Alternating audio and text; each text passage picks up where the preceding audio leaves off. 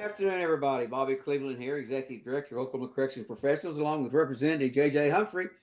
And Hey, we've got a full plate you know, today, JJ. I mean, I Bob, don't I just understand. want, Bob, I just want to tell you, I got a good friend right here down in Lane, Oklahoma, who's going to listen to us for a second. So, Hold it, JJ. Hold it, friends, JJ. You have a good friend? I know that's hard to believe, Bob, that I could have a good friend. He's only But got one. I tell you what, Bob, I've gotten so paranoid. I started carrying my gun in with me, even to have sessions, and he's going to watch my back. He's going to take my gun and make sure nobody comes in here. Well, Bob, JJ, it seems like it's never going to end. I mean, it's just getting worse and worse and worse in the facilities. I can't believe it. Bob, 4 years, we've been doing this 4 years, and every week, I think we talked about this last week. Every week I say, you know what? We're going to hit a snag. We're going to hit that 1 week where Harpe ain't done something really, really stupid. Thank you, Harpe. You're the best thing really ever happened to our podcast, because you always do something stupid, and we get to talk about what you do every week. So again, 4 years, you can depend on him to do some stuff. You know what I'm saying? And so again, we got a full day. We got a full day and Bob, what I want to talk about is that the fact that, you go in and you start studying, and we've been doing this for a while, looking for the murders, looking for the stabbings, looking for the rapes, all the heinous stuff going on. And Bob, it's getting harder and harder and harder to find. You can't find the assaults on officers. Now, we had some this week. We know that we had some, but then when you start trying to pull them out and document them, guess what? It's getting very difficult to document. So, Mr. Harpe, I know you like to listen. So I will just tell you, you're doing a heck of a good job of hiding stuff. You're a really, really good hider. I will give you credit for that. So he does definitely hide all the stuff. And Bob, that's what I want to talk about today, because our listeners need to know the things that he's having you do and the things y'all are doing could be possibly criminal. And so I'd really kind of like to talk about that if you don't mind. Oh, I don't mind. Well, Bob, Are you talking to me, or are you talking to Harpe? No, I was talking to you. I was like, hey, unless you got something else that you want to bring up before I start with what we're talking about. No, no, not at all. Well, here's Bob, and you know this. We talked a little bit about it. I am going to file a lawsuit. So I took this lawsuit to the lawyers last week, okay? And they're digitizing the whole thing, and it's almost 800 pages. And we have got document after document showing rapes, showing locking people in 2x2 cells, and showing that they falsified the records on that. They knowingly lied on all of that. We can prove that. And so we're going to file a lawsuit because they made an agreement with our own House leadership. Can you imagine this? That DOC makes an agreement with House leadership to make sure that I can't get any records.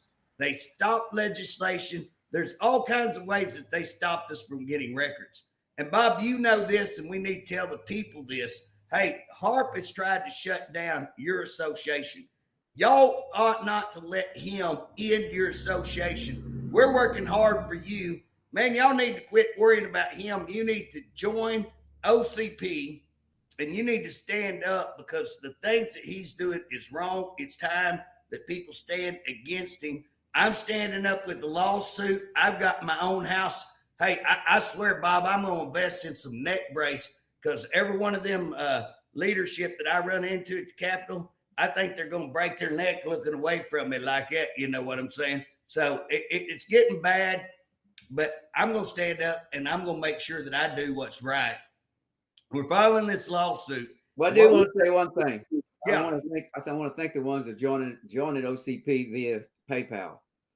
Yeah, we've had several here lately, especially, Hey, shout out to you guys in Probation Pro. He's trying to take your guns away from you. He's trying to take your law enforcement. He's trying to do away with Probation Pro. Guys, y'all better join. Y'all better get in the fight before it's too late.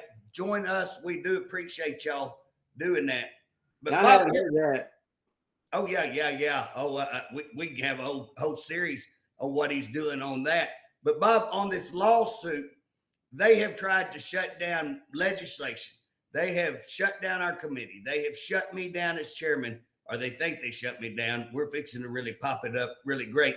But here's the deal, Bob. What we're seeing is them covering up gross negligence, them covering up malfeasance. What I mean by malfeasance is just totally lack of responsibility. They have dropped the ball, whether it be financially, whether they misspend money, or whether it be not providing enough staff. That's malfeasance of their duties. And then we're looking at criminal behavior. And I'm convinced there's a lot of criminal behavior. And let me show you what I'm talking about. Bob, if you are doctoring a log, so if you're going to write that there's more people showing up than actually is showing up, that's a state document. When you lie on a state document, it's called falsifying a state document. It is a felony, okay? That is a felony. And when you look at doing that day in, day out, every day, if you're a nurse and you're documenting that some doctor gave a prescription that ain't there and he can't write that prescription because he ain't there, how hard is it to prove that that doctor's in another facility and you're going to be a part of writing all that stuff right there? Guess what? That's bad juju. That's called medical fraud. That's called lying on a document. There's a couple of felonies right in there. That's bad juju. Get the OBN on you type on that, because that involves with drugs. Okay. And if you're let's say you're a maintenance worker, or you're one of those in the automotive thing, and that you're lying and saying that you did something, or that, that something cost something that didn't cost that actually, and you put it on that form knowing that's not true, or they're asking you to say that you were standing somewhere watching something, did something. And I've got a good friend who died that I was going to break out on that. And he called me and said, man, I'm sick and they're letting me do this, and this is the only way I can pay. And I backed off of it. Maybe wrong of me, but he was a good friend, and I wasn't going to put, he was needing to pay medical bills. So I just backed off. But I know for a fact, me and him sat there and discussed that they were having him come out and falsify all those records at that time. You know what I'm saying? And so I know they do this. It's not like I think. I know. Well, I know. I've talked to several officers when they're talking about, oh, we don't have any PREAs. We hadn't had any PREAs. And they said that, well, they hear it over the radio all the time, almost on a daily call of something going on with PREA. Guys jumped on some guys and another guy. And absolutely. And Bob, so I know that most people watching this know what a PREA is, but for those who aren't aware of what we're talking about, it's called Prison Rape Elimination Act. It's a huge deal. And they do these audits on these prisons. They do self audits and they do federal audits. And again, the go is. Hey, talking about that, I was told by a warden that when they do these audits, they go through and they take their audit team to go to that prison and pull all their files out that has to do with PREA, and they doctor them, change them around. Mm-hmm. And then when the guy comes in, they take him to that prison and they give him all the files on the ones they want to give him, and he looks at them. So that's phony too. Oh, it's a doctored deal. I was going to try to find. Let me see right here. I got. This is hilarious, Bob, that we're now talking about this because Bob, before we came on here, we were talking about how many calls I get, how many text messages I get, how many messages. Okay, so one of the messages that I got this morning, and I do want to thank everybody who sends me stuff. I appreciate, man, it keeps me up on. And if you think I don't read it, I honestly try to answer everything I get. One day last week, I got 350 emails. I bet last night I got 100, and I try to answer them. It may just be okay, but I do try to let them know at least somebody read their stuff. Anyways, this is talking about PREA, and it says that they could 100% say that the PREA audits are a scam, that they had worked. I'm not going to say what position they had worked, but they had worked in a position where they knew that they're no longer in that position. auditors would come to the facility 2 weeks early before the audit. They would look at the facility about a week or 3 days before before the inmate audits was to be looked at. Staff would be required to stay, so they would notify what inmates. So this person is saying they would notify what inmates. Then staff would be required to stay late and work hours, doctoring these files, even forging inmate signatures. Guys, any one of those, if you doctor that file, if you lie on that file, and what you don't know, Bob, I got a pretty good law enforcement background. I got quite a bit of knowledge on all this stuff. But here's the deal. I want to, and you probably know this. You've got a pretty good background yourself. PREA is a federal. They're having a federal audit.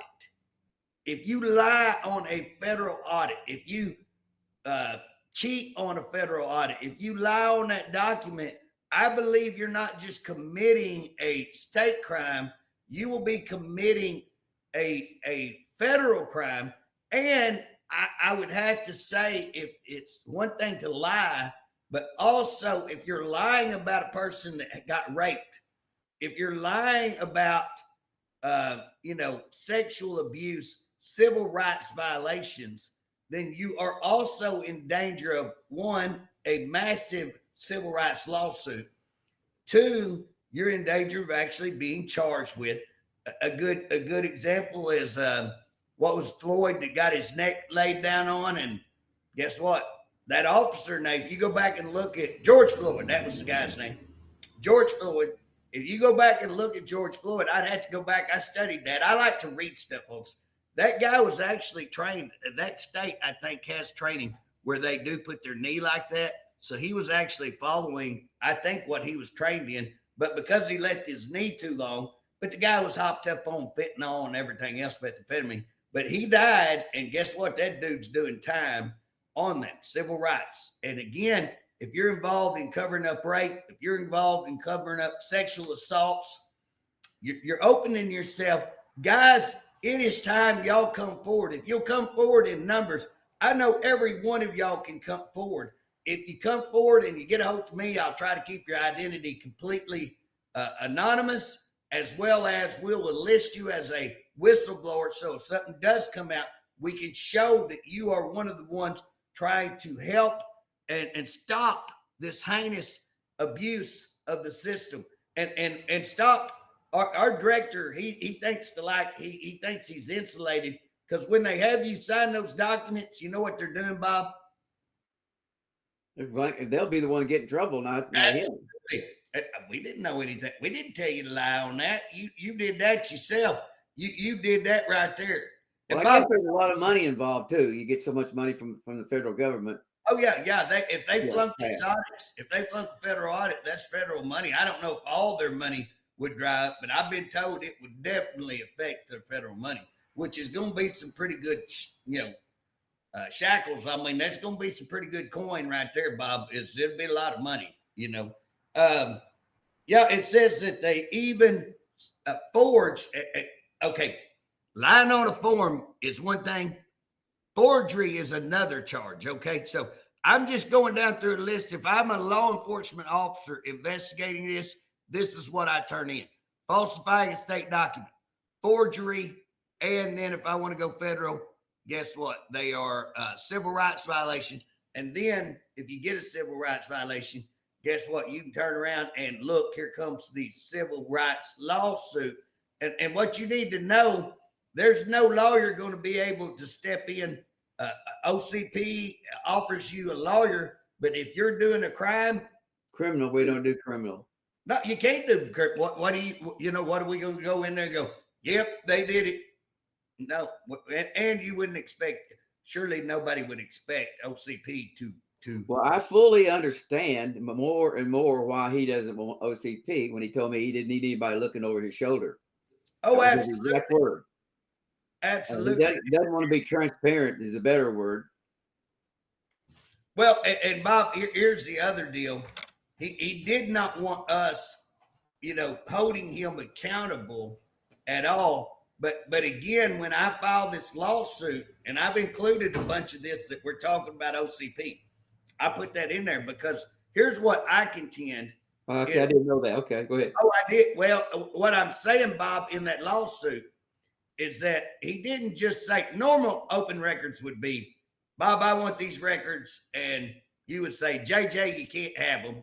And I'd say, no, Bob, by law, you're supposed to give them. And you say no. Then I go to court and go, Bob won't give me these records.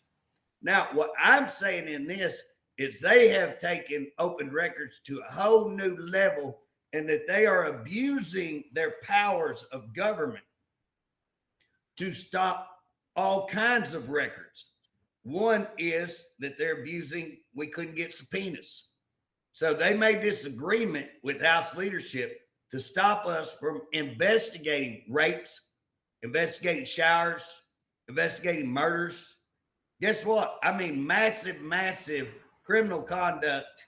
And again, our own House participated in not letting us have those subpoenas. Now, when you look at, and you go over there and say at the same time, they were handing out like subpoenas on Ryan Walters like it was cotton candy at a daggum carnival, they were handing it out just, boom, boom, boom, boom, boom, on absolutely nothing.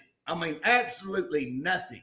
And now here we are, massive things with more evidence than Carter got Oates. And guess what? Nope, can't have those subpoenas. Can't subpoena this person. We don't want you having this investigation. Shutting down the committee. I never realized that the PREA was as big as it is. I had no idea what was this last year.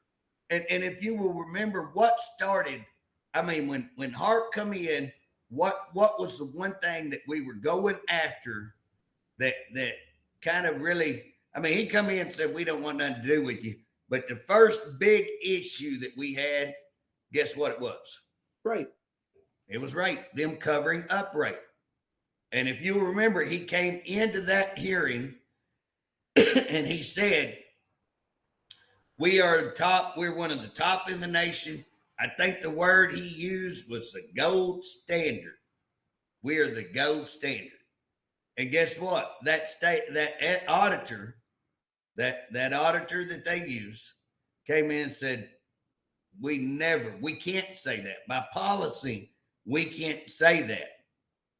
And was able to say that's a total lie. Now, he didn't say lie. He just said, whoever said that, we absolutely did not say that. That's what the guy told the Frontier. And so again, guess what? Harpe's lying on the sexual rape issues, covering it up. That's why, Bob, they catch these guys.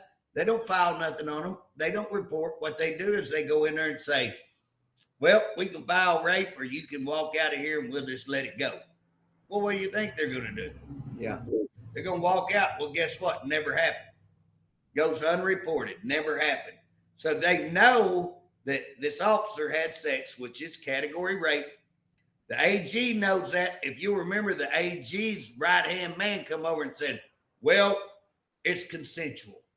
And I'm just like, but what's bad, Bob, anticipated it and had that rape statue laying right there. I was like, let me just read something to you. It can't be consensual. They can't have consensual sex. Yes, they're both adults. Yes, she may have said fine. Yes, she may even let him on. She may have been the aggressor. The ones I'm talking about are males. The males are raping these prisoners. Well, and that's going on as well, Bob, and they're covering all that up. And again, guess what? Nobody's reporting. Hey, I've got a affidavit from a former employee. And if you remember in one of those hearings, Bob, we were talking about that guy down there in Lawton that got stabbed 70 times and got his head almost severed. They had one severed last week or so, but this guy had 8 stab wounds and they stuffed him in a trash can. You remember that? Yeah.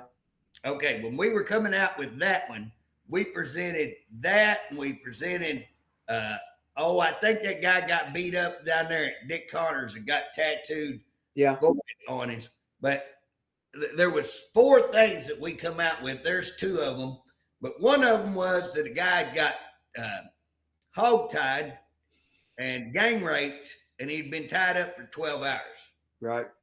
And so I'd come out, and then DOC comes out with big public article. Well, if Humphrey has information of a rape occurring, he needs to let us know. Well, I gave them a book that thick, and they didn't do nothing. I've given them everything, and I said that publicly. I said everything I knew on. We were on film. There was 2 or 3 reporters in there from various news deals. I mean, how much more do you want? You know, and so they never investigated. So I have this officer come in. This has been a little while back. Have this officer come in who witnessed them. Several officers had went into a suicide cell, threw a guy on the ground, beat the hell out of him, picked him up, handcuffed him. The bed didn't have a mattress. Now, this is what's being reported to me. Got it all. I actually got all this on transcript. So, anyways, threw him on the bed without a mattress, so a metal bed, and beat the hell out of him some more. Had this person go cut the clothes off of him and dispose of the clothes, and this person quit because of this. Person comes in, I'm interviewing him, and while I've got him interviewed, I'm like, hey, I reported this. A guy got hogtied and gang raped for 12 hours. And that person goes, it wasn't 12 hours. And I go, really, what was it? It was only 6. And I was like, only half as bad. Only half as bad. Only gang raped for 6 hours. Hogtied. They say, you want to hear what was really bad? And I was like, lay it on me. What was really bad? Burned his feet with cigarettes. Burned his feet with cigarettes. And I'm like, you know that? And they said, I saw the burns. I saw the rape deals or the tie, the burns from tying up. He told me, I said, what did the administration do? Yep. I went down and had a conversation with him. And Bob, there you go. Never was turned in on a rape. Never was medically, never turned in on like doing a sane investigation.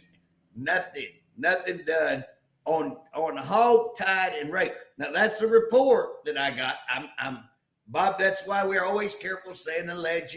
We say this is what we heard. This is what so we try to be cautious in what we say and try to not say everything we get is for a fact. But I do have that report, and I do have it on documented very well, and it was taken. A lot of times I'll have attorneys, friends of mine, come over and take stuff, or I'll have FBI come in and do some stuff. So anyways, there's a lot of stuff out there. I mean, when the dominoes start, when this thing goes to falling, and I'm pretty certain it will, I'm pretty excited what you see. Bob, you know how much work I do on DHS stuff. Yeah. And I got a file yesterday where I believe this is true because we've got paperwork to also back this up. But I got a text yesterday saying one of the DHS cases that I was working on, that Trump had actually looked at this and told them to investigate it. And then they got paperwork saying this would be investigated.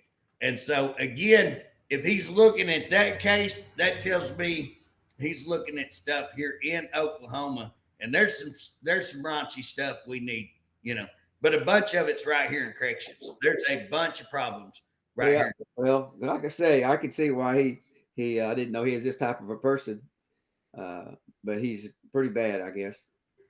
Well, Bob, who would do that? Who would do that?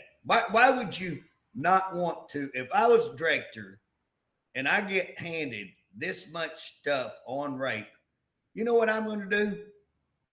The first thing, I'm going to call an outside source, which he says he did. He said he called the AG. The AG did absolutely nothing. And here's the deal. If I'm Harpe and the AG comes out and says, well, I never talked to the whistleblower, you're going to say you did an investigation and you didn't. Well, Harpe said he's close to the AG too. Basically he come out on television saying that the AG and he listed about 3 or 4 law enforcement agents. Yeah, that were backing him. I know that's not true. I mean, I doesn't bother me because here's the deal. You know what, Bob? I had to learn this quite a while ago. I do not. My emotions don't go up and down based on what people think about me. You know, people can lie on me, and it doesn't. I actually get tickled when people lie on me. It does not bother me, and you know that. I mean, I get. You know what bothers me, Bob? What bothers you? Is when I'm doing something wrong and somebody comes out and tells the truth. When it's true, it bothers me, and it should. And that's where Harpe is different from you or me, because what we're saying is true, and it doesn't bother him. You know, it makes him mad. He's like a criminal, Bob. If you've been around a lot of criminals, criminals are upset. I've been at the house. I've been at the Capitol numbers of times. Well, then you've been around a whole bunch. So the deal is you know when they're mad is when they get caught. And they're not mad because they did something wrong. You know what they're mad about? What? They're mad because they got caught. They're mad because somebody had the audacity to call them out on it. Are you getting the same reports that I'm getting on the numbers of assaults on staff? Oh, absolutely. But never hear about that. Now I hear it every day, all over the state. I don't. But go back and try to find it, Bob, down here by my, and you know this, Bob. I mean, I worked at Howard McLeod Correctional Center. It's down here. Never had any problems at Howard McLeod. Never were. I mean, Bob, the problems they had at Howard McLeod were all nickel and dime stuff, just kind of clean up stuff, easy stuff to do. Okay, it's a prison. You're going to have a little issue, but you're not had what you're seeing right now.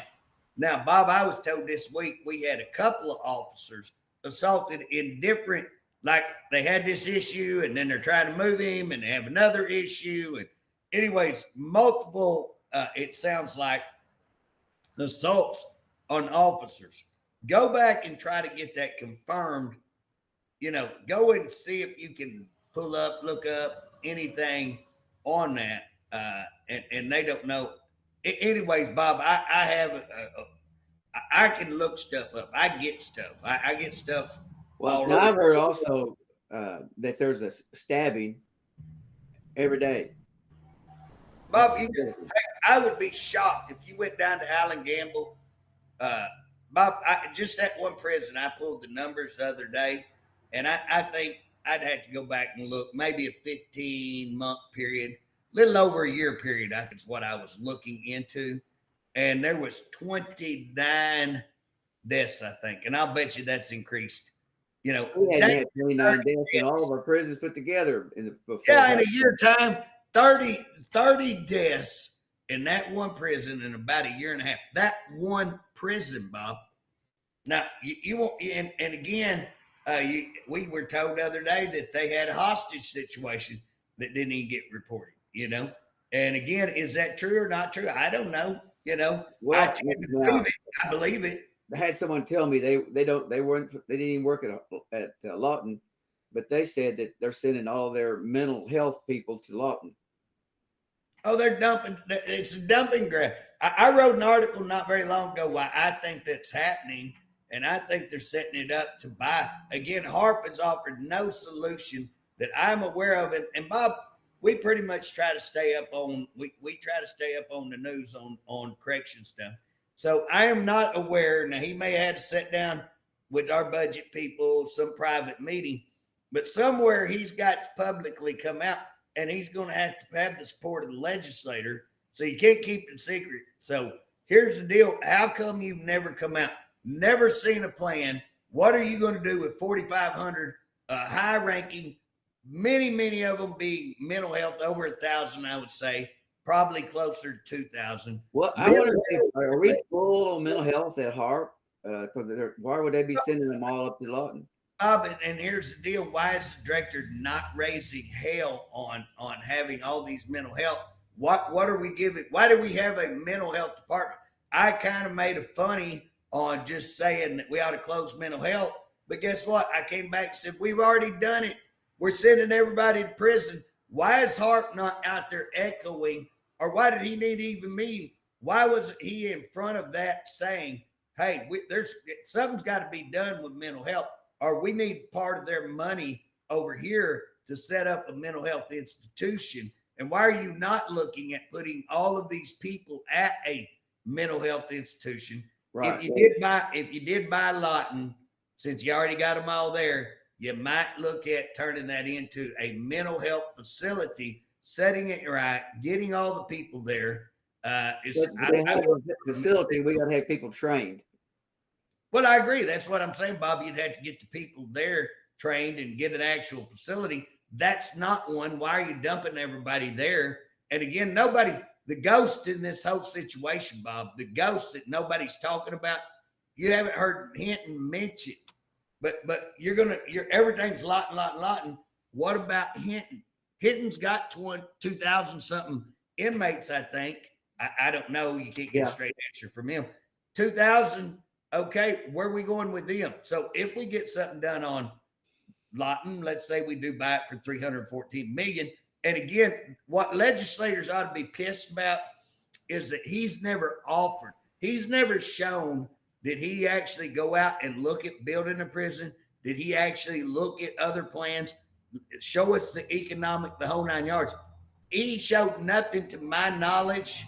And again, if he's done it to legislators, because I can tell you generally if legislators have a corrections issue, most of the time they're calling me or asking me. So I'm generally aware of that stuff. So again, here we are. If he's done it, I don't know about it. What plan have you put out? You have no plan. And your plan is to wait till the last minute and then force the legislators to buy this. And he will probably negotiate something on Hinton in this plan that will be a second purchase. So the legislators are going to get stuck probably somewhere around $500 million in the neighborhood. Total 1 year of the Department of Corrections budget, $500 million on purchasing. And who would purchase Hinton? I mean, it was a holding facility, transport facility. It's not a prison. Shut down. It's been a nightmare, Bob. And again, does anybody here see he's kept all this quiet? How in the world has that not got out? How is it that nobody knew that he gets a prison and then tells all his employees you're going to have to make this work? And I know this. I mean, remember Julie? I mean, Julie come in and said, "Hey." Yeah. She didn't have nothing set up, didn't have food or anything else. Yeah, she thought she was going out there to inspect that. And instead, nope, we got prisoners there. You're going to have to. And she didn't have a license. She didn't have nothing. I mean, she had to start calling, didn't have electricity, had to run a cord from upstairs down there to start making meals for inmates. Who does that? I know people in administration that was just like, I had no part of getting that. Basically, they got it and said, make it work. And everybody's dumping on that individual. And then guess what? What are they going to do? And so I know that for fact. And I mean, I've heard from too many of them for that not to be true. And Bob, while we're on that Julie issue, let's just back up just a second, because we were talking about forging records. And we're talking about this is over the entire department. We're not picking on one thing. We know it's going on in medical. We know it's going on in corrections. We know it's going on in case management. I will tell you this, the discharge dates. We hadn't discussed that, Bob. That's a nightmare for them. If I'm right, it is a nightmare for them. OIG, Mr. Bell, if I was you, I'd go hire a lawyer today. Mr. Bell, OIG, Inspector Agent Bell, go get you a lawyer today, because I promise you, and maybe I'm wrong. Okay, we'll see. I can't promise, but I would put some good money on you are going to have some problems, sir. You are a liar. You lied. You covered up a whole investigation on people being locked in showers. And sir, I've got your report and I've looked into it. I can prove, I can show that, man, there's no way you could have investigated this and wrote the lies that you wrote. But Bob, back to Julie. You remember when she said that she was asked to sign paperwork saying that she had approved those meals after she had quit. They wanted her to sign 6 months worth of paperwork so they could have paperwork signed by a nutritionist so that they could have 6 months or so to get another person. And Bob, she wouldn't sign it because she said, that's on me. You know, that's going to get me in trouble. And I'm not going to sign it. Good for her. But guess what? Most people are being coerced into signing because they don't want to lose their job. They can't afford to lose their job. And so, okay, I'm going to sign it. And again, whether it's investigations, whether it's meals, whether it's, autos, whether it's maintenance, whether it's logs, officers, discharge dates, we can go on. But the one we're mainly looking at today and we're focusing on is the PREAs, because Bob, I think that's going to get them. I think the PREAs is going to be, that's what's going to get the federal government in here. And guess what? They treat it like it's nothing. They treat it like, just the Frontier did a good little article on that. PREA. Awesome. Ashland's done just a really great job in exposing all this. But Bob, I honestly believe that if you went and talked to any facility and if you called any case manager and you put them on, you know what I'm saying? You make them oath. I think you're going to find out that wholesale, every facility has been told to lie on these forms. That's what I believe. That they've been told that they've changed them. And again, Bob, I got people who worked at Dick Connors told us this a year or two ago that they come in and told me the whole audit was a lie, that they went through everything, changed everything, backdated, changed all of this. And Bob, I'm hearing that they've actually flunked one of their audits here lately. Yeah, internal audit. Yeah, I heard that. Yeah, but Bob, how you going to go back? Here's what starts happening. If you don't doctor the paperwork there and you have an internal audit that comes out and says, okay, here's bad, here's bad, here's bad. Now the federal auditor comes in and all of a sudden, here's great, here's good, here's good. So if it's publicly known that they flunked this audit, how do they come back? Now they can correct it and they can make it better. They can make it better, but they can't go back and say none of this happened. And so again, this is the stuff that I think that they're going to get caught. I think that we're putting too much pressure. I think we've called it out. It's taking way longer than what I like, Bob, and we're still not there. But I really do believe this lawsuit, while it's open records and that's not that sexy. You'll remember how they got Al Capone. It was on taxes. It wasn't sexy, but then all the stuff come out. You know what I'm saying? Open records is not a big sexy lawsuit, but when you're saying, what did they do to keep you from getting records?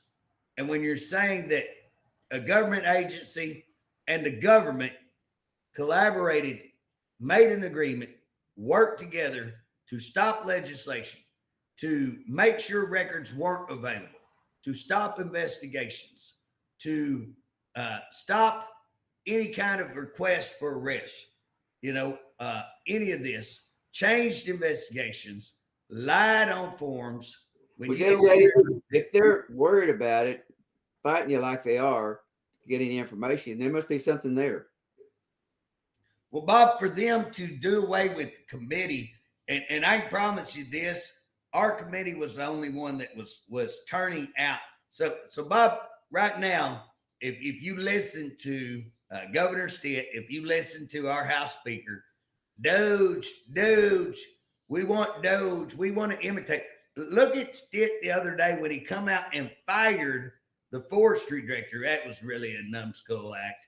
Fired the forestry director. What did he say? I want to be like Donald Trump and I want to take money away from these bureaucracies and put it back into the community. Now that is so hilarious, because here we are reporting to him that you got a director making as much as the top ones in the United States with one of the smallest departments. So we've got embezzlement there. Has he done anything about that? Not a thing. We've turned over all of this rape stuff to him. We've turned over all the staffing, the stabbings, all of that. If you want to go DHS, all of that. Guess what? I mean, it's a nightmare. Every one of his directors are a nightmare, or majority of them. If he wants to talk about some fraud, let's not look at the Division of Forestry. They work for ag. If you want to see close ag, you'll do us all a favor. Don't close forestry. They're the only ones out there. Kevin saying, Bob, turn that girlfriend on. But here's the deal, Bob. He's not, he's not looking into any of this stuff, and he's not holding anybody accountable. And I promise you, the governor, this is going to come back into his lap. I think, I believe there's no way that this doesn't come back into his lap. And again, if we're going to talk about gross misconduct, why does the governor focus on a guy because his barn burned instead of focusing on people getting raped, stabbed, murdered, prisons? And again, he can't say he's not aware of it, because 7 months ago he was bad mouthing Geo. And here's the deal: you're bad mouthing. Think about this, Bob. You're telling how terrible Geo is out there at Lawton, but then you turn around and put all your worst inmates at a place that you're saying can't handle them. Now, what's the logic behind that? You tell me how that works. When that guy was beheaded, I think 2 weeks ago. Yep. There's nobody knew about that. Bob, I've talked to, I don't know how many people, and I talked to a lady the other day. I was down there on the second floor on the autism day, and me and a lady was talking about prisons, and first person that I've mentioned that to actually knew what, and you know what she said about it? What? She said, you know what shocks me about that guy getting his head cut off?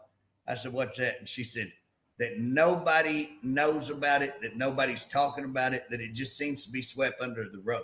How do you sweep a beheading under the rug? And I was like, ma'am, you make my heart just, you know what I'm saying?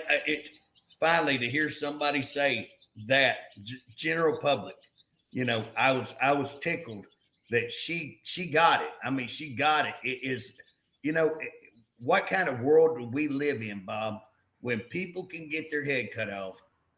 No big deal. You're speaking on bringing the governor to this now.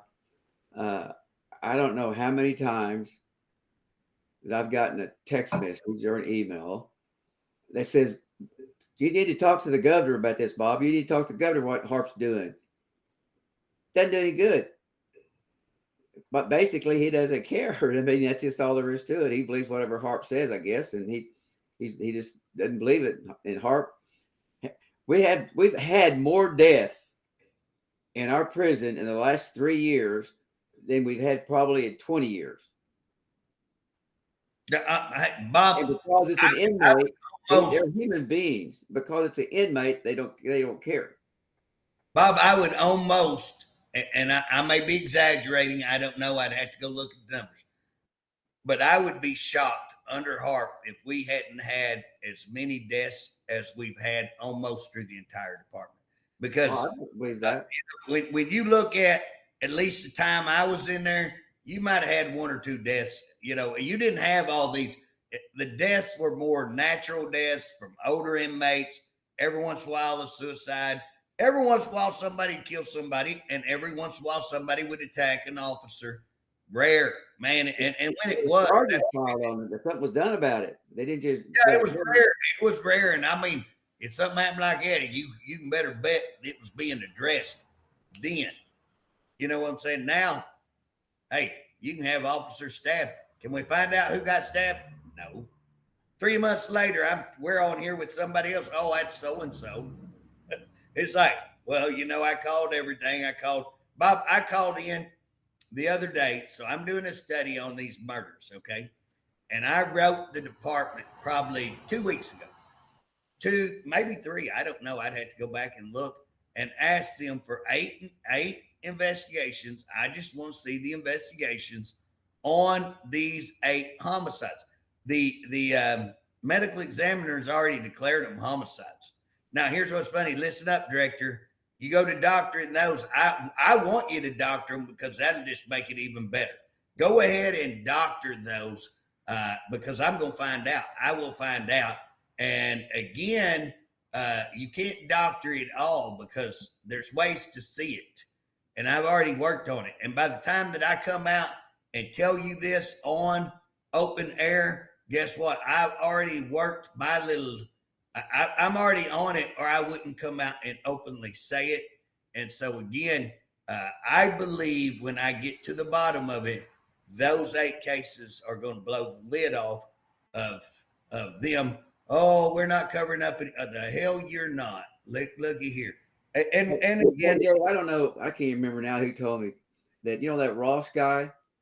Yeah. Young man. I was told that his cellie wasn't the one who killed him. Bob, someone told me. Here's the deal, Bob. I had reports that of information like that, accusing some serious accusations. I don't know if they're true or not true, but here's the point that will come out on that eventually. Why are we having our own people come in and investigate? That's the silliest thing in the world that you want to have your own people. It just makes no sense of any business investigating themselves. Well, Bob, the entire murder investigation lasted 3 hours. Now, maybe they come back and did something. I would like to look, and I eventually will get to look at what they did. Well, but how much just look at that 102-page letter we got off the shower guys locked up in the cells, in the showers. Mm-hmm. It didn't amount to a hill of beans. It's just a bunch of words in there to make it look like something said, but you read it and you find out it's nothing here. Well, Bob, they admitted to doing it and they made up a reason why. But that's not the big story. The big story is that they had absolute 100% documentable evidence that these guys were being locked up for punishment, locked in 2x2 cells, left for days at a time, limited food and water, and no bathrooms. They have documents, mega documents, showing that from their own employees, officially written up. They had that in hand when they wrote that big fat lie. Now, well, and now, if I'm not mistaken, you can correct me if I'm wrong. You sent a text message or email to the director that you have a problem here. Is that right? That's true. That's true. Before you said anything about it anywhere. I did not. When I got that, I immediately wrote the Department of Corrections director and said, "You have a problem." And they wrote me back and said, "We can't find anything."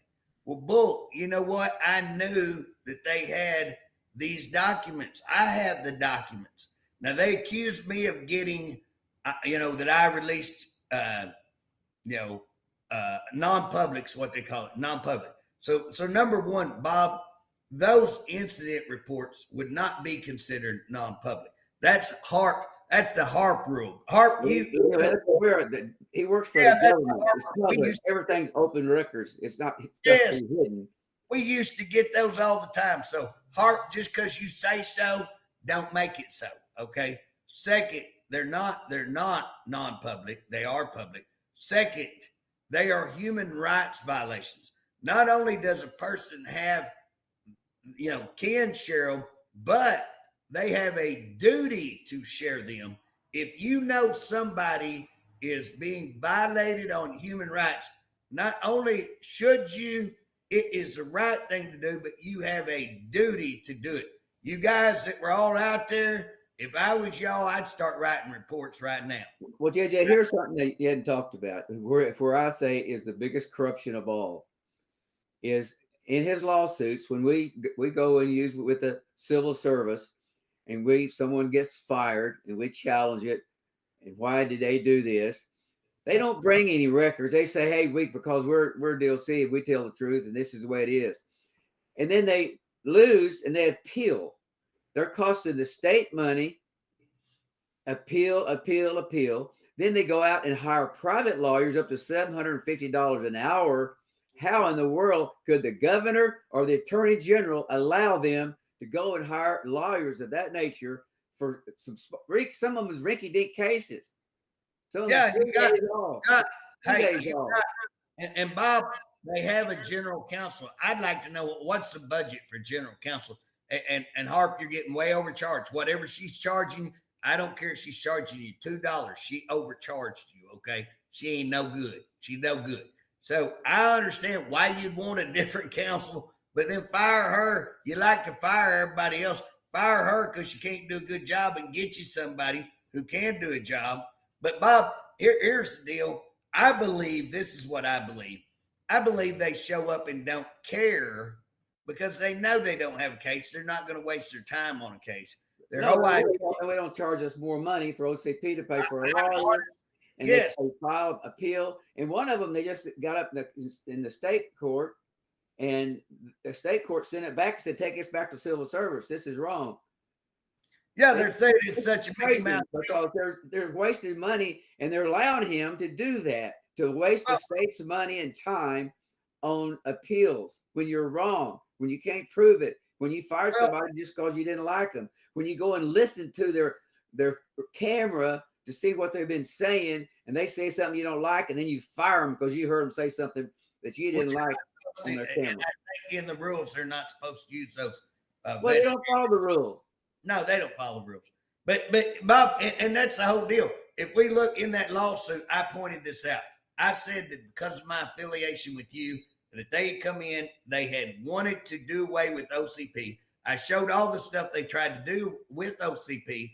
And again, why am I doing that? I'm saying that one of the things that I use to get information, and one of the ways that I use to get records is, guess what? Through OCP. And that we have members and all that. Guess what? They tried to do away with that because they do not want transparency. They do not want us getting information. They do not want us getting records. And so what do? He comes in and stops you from getting your membership, which I really think is going to be illegal. I don't know. And they're saying, well, it's OMES. OMES says it's them. You want to talk about, again, collaboration, them jerking us around. I think both of them are doing it on purpose. I don't know. But again, here we have this cabal, this government keeping us from getting records that we need to see how many people do we got, what's being done, and they're keeping us from it. And so we could not even get the number of how many correctional officers they have.